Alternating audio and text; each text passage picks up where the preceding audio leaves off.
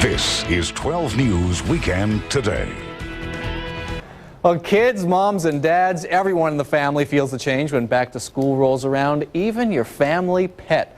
Randy Robinson is a dog therapist from Bark Busters, and he joins us this morning with some tips to help your little dog along when everybody leaves. Thanks so much for joining us this morning. Oh, you're very welcome. Thanks for having me. I think I asked you before, do you have to go to medical school to be a therapist, a dog therapist? Absolutely not. Just go to Bark Busters Academy, so to speak, and learn how to be his leader. So this is your dog? This is my dog, Max. Max. So when you leave home or when the family leaves home, what's going on inside Max's brain? What's he thinking? Well, what happens a lot of times, dogs think they're the leader of the pack if they're not well trained to think otherwise. And in the wild, a dog, only the leader's allowed to leave the den alone. So if you all leave, he'll panic. He thinks, gosh, they can't survive without me. What am I going to do? They don't know what to do, so they get destructive sometimes. They'll bark incessantly. Yeah. You get the neighbor complaints.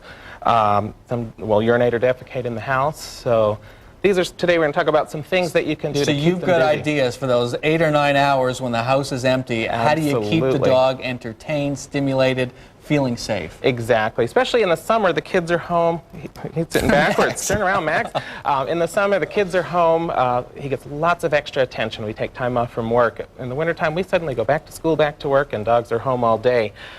First, the best thing to do is start ahead of time, if you can, about a week ahead. Get him used to being separated. Put him in another room for a period of the day when you're home. So he learns that he's got to live part of his life alone. Just alone in the room with the door shut? And that way you can monitor his behavior, and if things are going on, you can give him a correction or bring him out if need be. Practice separation. Then when you leave, try a few smaller incidents. Give him things to do. These are some great options here. One thing you can do separate from any items is just scatter feeding. Throw a little bit of kibble around or some raw vegetables. They love carrots and green beans. Gives them something to forage for. They're natural foragers. These toys here, most of them are available locally as a Buster food cube, for instance. My dog loves that. You've got one of those. Treat in there. You put the dry food inside. They have to roll it around to get the food out. This is a Canine Genius. Same idea. It's a hard rubber toy. You throw food and treats inside. Floats if it ends up in the pool. Or these have been around for years, a Kong. Stuffing it full of good yummies. Gives them a purpose, something to work on. What about families who have a puppy? I think the tendency is to just lock that puppy in the cage because you don't want the puppy to do its business all over your rug. Absolutely. Crate training is one of the best things. Dogs feel safe in their crate. If it's a very young puppy, more than 5 or 6 hours, they need that. Get someone to come and let them out. An older dog that's used to being alone or can hold it, if they're a crate dog, they can go 10 or 12 hours. If you're going to be longer than that, make arrangements. Have them come out. They need to move around. That kind of thing. And finally, real quick, you talk about just creating a space for the dog when you leave home. What's that like? For instance, some dogs, if you're having trouble with them, can't have a big home. Maybe just a laundry room if you don't want to use a crate, or doghouse if they're outside a lot of the time. Gives them their own space. And one of the most important things when you're getting ready to leave, what do we tend to do with our dogs? We coddle them. Oh, be good boy while I'm gone, that kind of thing.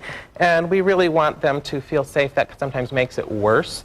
They think a little differently than us. The best thing you can do, 5 or 10 minutes before you leave home, ignore them. Don't give them any attention. So nothing big happening, just make it feel like another normal. No big fuss, just walk out the door. When you get home, ignore them again. Give them a few minutes to relax before you invade their space. Max is onto something here. We're going to find that in just a minute. Randy Robinson of Bark Busters, thanks so much for joining us this morning. And there's some info to help you out. For more details, contact Bark Busters at 1-877-500-BARK. Also, we put a link to their website on ours at 12news.azcentral.com. Look for links on 12.